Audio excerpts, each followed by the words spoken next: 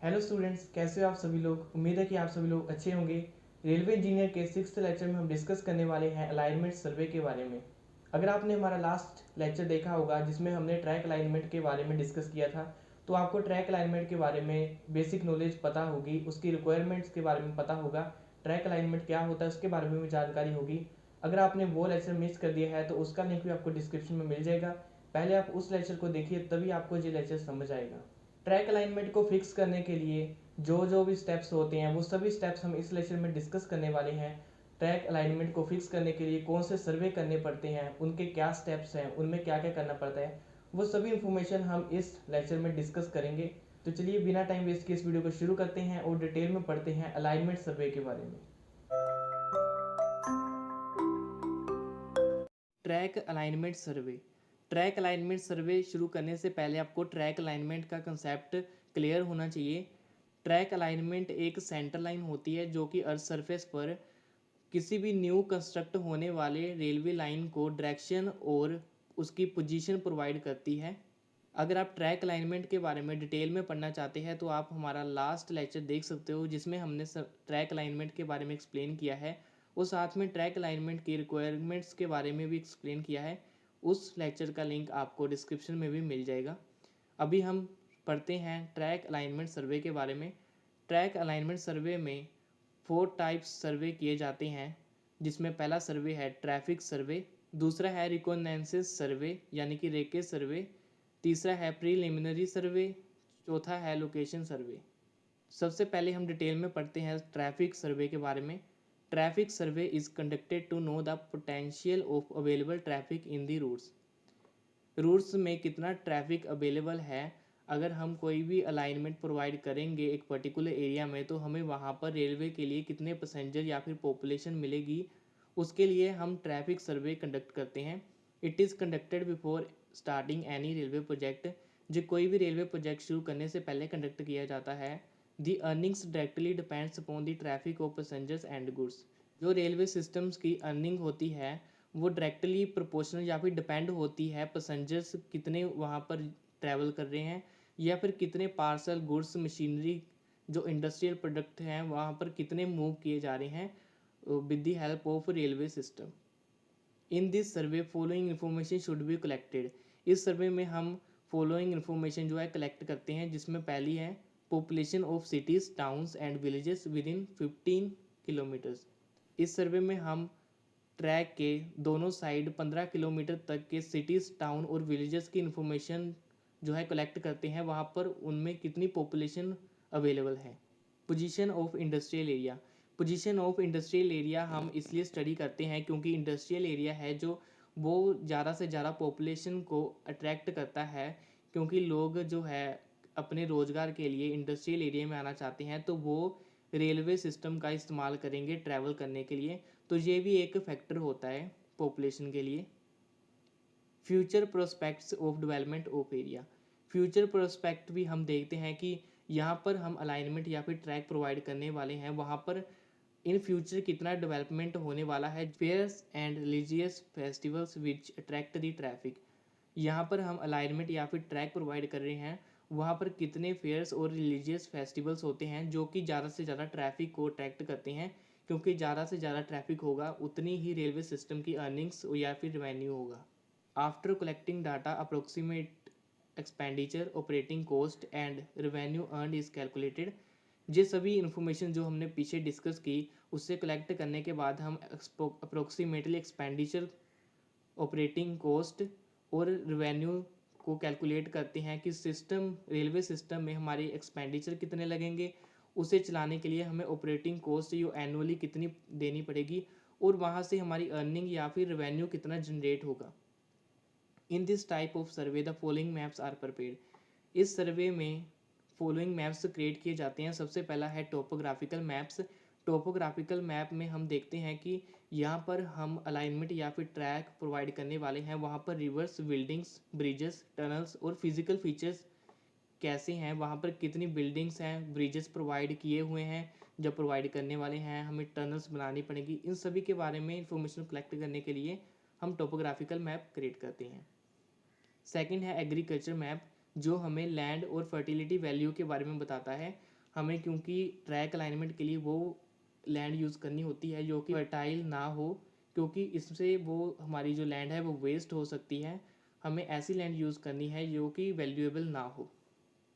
Industrial maps showing location of industries and further development of the area, जिसके बारे में हमने पीछे पॉइंट्स में डिस्कस किया कि इंडस्ट्रियल एरिया जो है ज़्यादा से ज़्यादा पॉपुलेशन या ट्रैफिक को अट्रैक्ट करता है, जो कि रेलवे सिस्टम के रेवेन्यू के लिए एक इम्पोर्टेंट रोल निभाती है।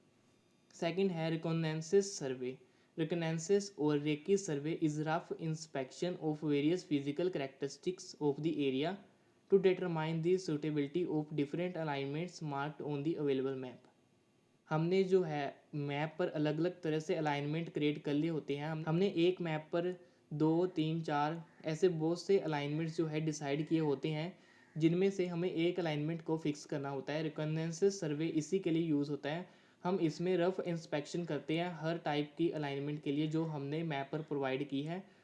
इस सर्वे के बाद में हम उसमें से एक अलाइनमेंट को फिक्स कर देते हैं जहाँ पर कि ट्रैक बनेगा। Approximate alignment is fixed with this type of survey, following are the main instruments used. Approximately alignment fix कर दी जाती है इस टाइप के सर्वे से।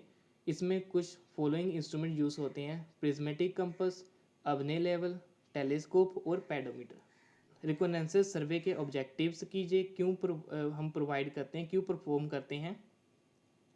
To acquire the knowledge of physical features like forest hills. Reconnaissance survey इसलिए किया जाता है ताकि हम फिजिकल फीचर्स के बारे में इंफॉर्मेशन कलेक्ट कर सकें पर्टिकुलर अलाइनमेंट में। To collect geological information like nature of soil, hill slopes. इसमें हम जियोलॉजिकल इंफॉर्मेशन भी कलेक्ट करते हैं जैसे nature of soil, hill slopes. To collect information regarding availability of construction material and labours.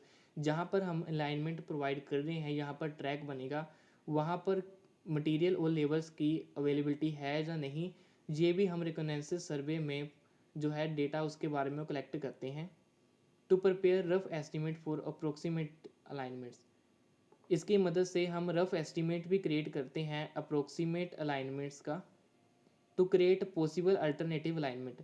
इसकी मदद से हम एक नया पॉसिबल अल्टरनेटिव अलाइनमेंट भी क्रिएट कर सकते हो, यानी कि अगर कोई एक अलाइनमेंट, हमने 3-4 अलाइनमेंट डिसाइड किए हुए हैं, उसमें हम सभी फीचर्स को मिलाकर एक पर्टिकुलर अच्छा अलाइनमेंट भी इसकी मदद से डिसाइड कर सकते हैं, जिसमें हमें सभी तरह की जो अमेनिटीज़ मिले, साधन मिले, जो कि अलग अलग अलाइनमेंट्स में प्रोवाइड हुए हैं।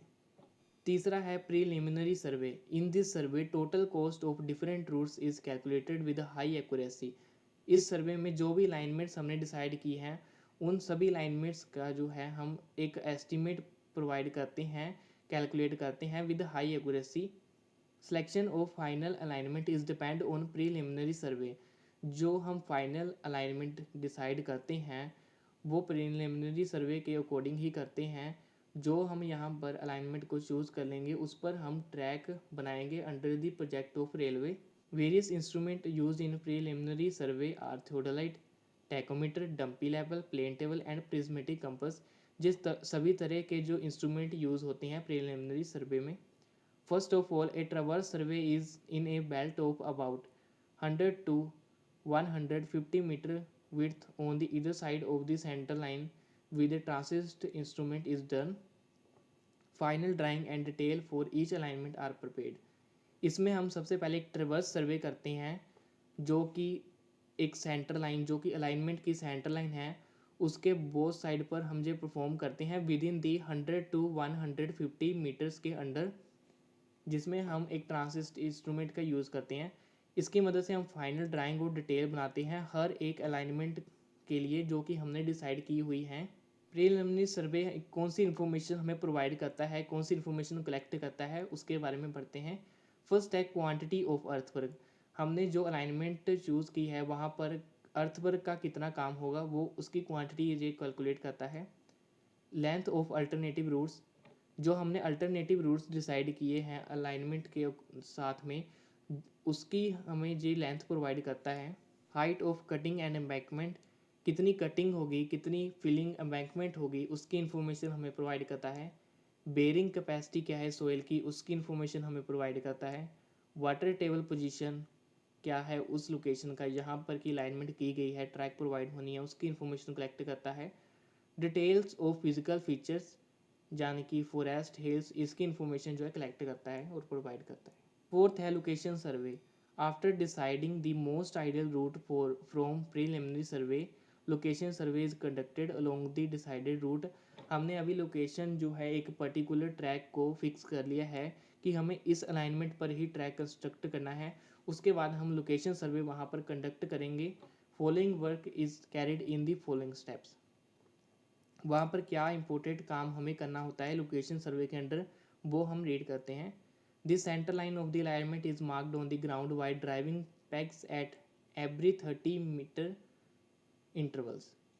जो सेंटर लाइन है अलाइनमेंट की, जो हमने अलाइनमेंट फिक्स किया है, उसकी लेंथ के अकॉर्डिंग हमें 30 मिनट्स के इंटरवल्स के बाद वुडन पैक्स लगाने होते हैं। वुडन पैक्स यानी कि आप एक पॉइंट्स मान सकते हो कि जो हम अर्थ सरफेस पर लगा देते हैं।